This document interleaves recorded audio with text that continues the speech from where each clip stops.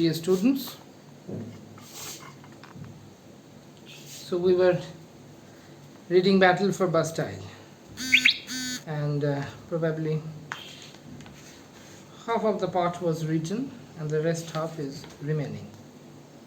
Yes, we read up to the part that described what were the conditions of France right at that time. Why did the people they became so rebellious against the incumbent government, and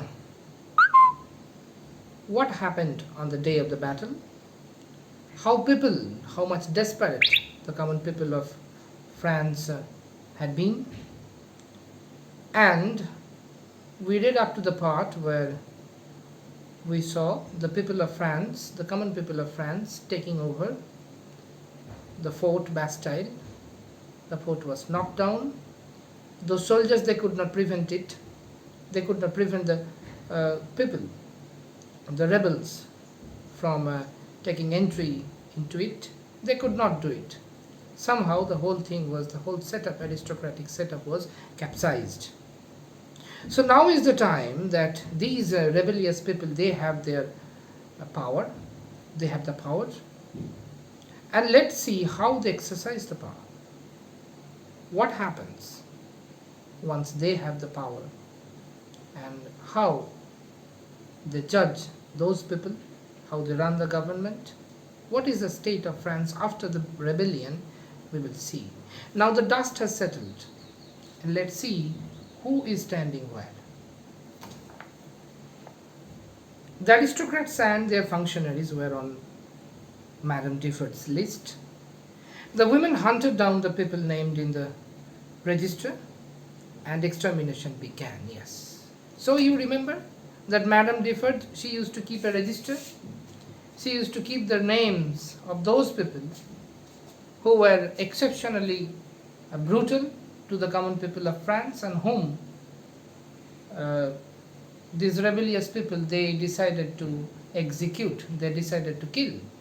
So that extermination means killing of that particular person, including all his family members and all his friends. That is called extermination. They wanted to smudge, erase the name of that particular person from the face of France. Whoever was their acquaintance with of that person, that those were killed also with him. So that extermination process began. See how it was. Summary courts of justice, like kangaroo courts, they were held and manned by patriot citizens. Yes, those were the patriot citizens who manned those courts. They were the judge. They were to decide what to do with those people who were the functionaries of the government. Passed judgment. People famished for revenge. Yes, people were waiting for a long time to take the revenge. That was their day. That till now, you were there on the opposite side of the table. Now the table is turned, and the way you humiliated us, the way you tortured us, we will do it a degree higher than it.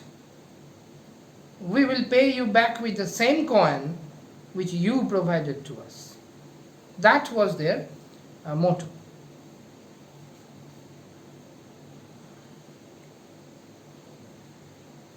Famished for revenge, demanded their deaths. Finally, gaudy heads were paraded on the pikes. So they were beheaded, and that part, it was fixed with a pike, and it was held high, and people holding those amputated heads on their pike, they paraded the streets.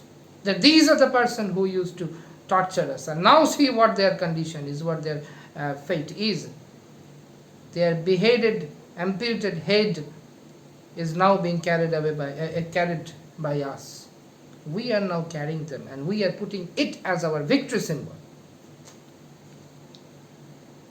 Old Fallon, an aristocrat who had once told the hungry people to eat grass, was caught and forced to eat grass. So Old Fallen was there. Yes, he had his mischief.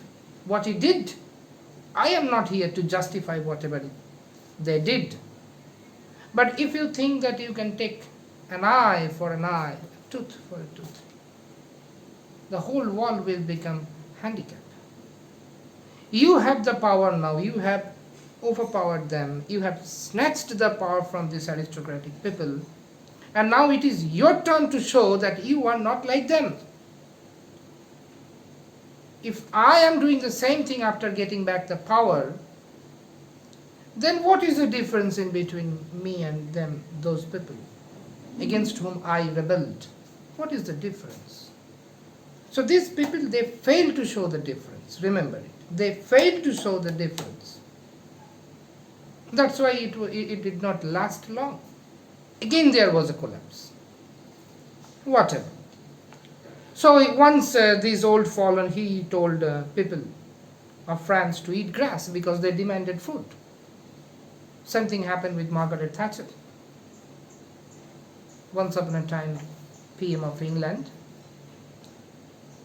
And when mothers, they told her that the taxes on the baby food should be removed, we have nothing other to eat. She told them, you eat cake if you cannot eat milk. That's how it is.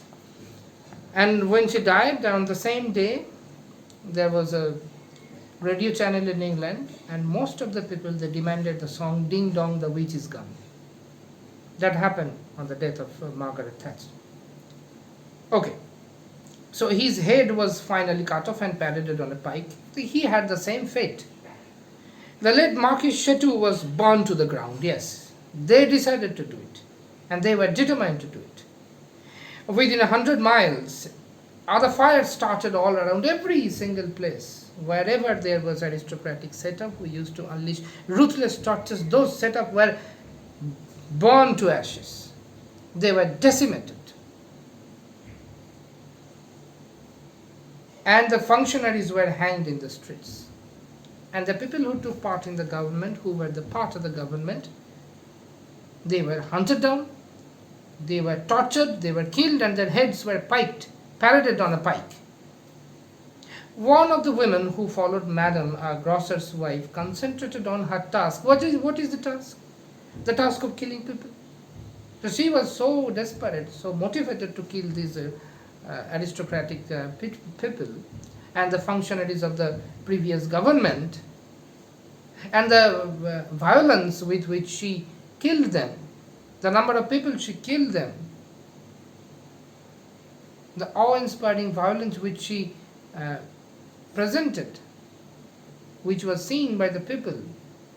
After that, she was given an epithet. What is it? That she had earned the name of vengeance. She was the incarnation of vengeance itself. The way, the furiosity and the violence with which she charged at them, slaughtered them, it was like she became the embodiment of vengeance herself, like Ma Kali, like that.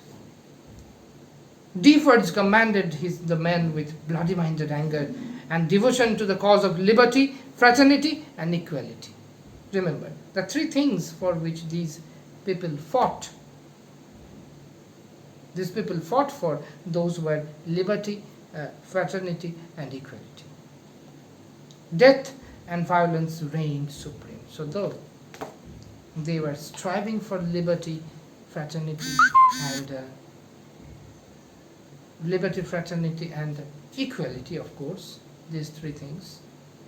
But above these three things there was something else which was reigning, and that was violence. The thing that was most conspicuous there, except liberty, fraternity, and equality, the three ideals of the French people who fought for their independence, fought for their liberty, fought for their rights during the French Revolution, liberty, fraternity, and equality. But these ideals were conspicuous before the battle. Once they took over the setup, once they became victorious, once they became the winner, once they snatched the power from the aristocratic setup, right after that, it were not equality, fraternity, or liberty. There was violence that became supreme, that came into prominence. That is the folly of the revolution, which is also hinted at here. The author is not partial, he is not taking part of the aristocratic people or taking part for, or he is voicing for the common people. Rather, he is an impartial person who is just narrating what is happening in the society, because literature always mirrors the society. He is just chronicling what is happening, leaving the judgment for the readers and the future generation. So what we saw, there is no doubt that common people were ruthlessly tortured, but once they have their power, it is the time when they have to show others that we are something else than that of these people. We are not so vengeful, we are not so greedy, but they failed to do it because they followed suit. They walked on the same tread, on the same track, on the same route set by those aristocratic people. Same route of vengeance that leads to vengeance, and after that there is a sheer fall. There is nowhere, there is no destination if you are following the path of vengeance. There is only abrupt ending, no final destination. Both the things are here beautifully chronicled. Being such an impartial, writing a piece of literature that chronicles history, and if you have to become impartial, that is very, very, very much a tough job, I'm telling you. But this great author has done it at ease. He didn't have to find or encounter any kind of problem in order to show what he wants or present what was actually happening. There is no such representation which is imitated or which is not real. There is no such cosmetic representation of the fact. It is raw, and the judgment is left for the readers. So that's all for today, students. We will meet again. Thank you very much. Tata.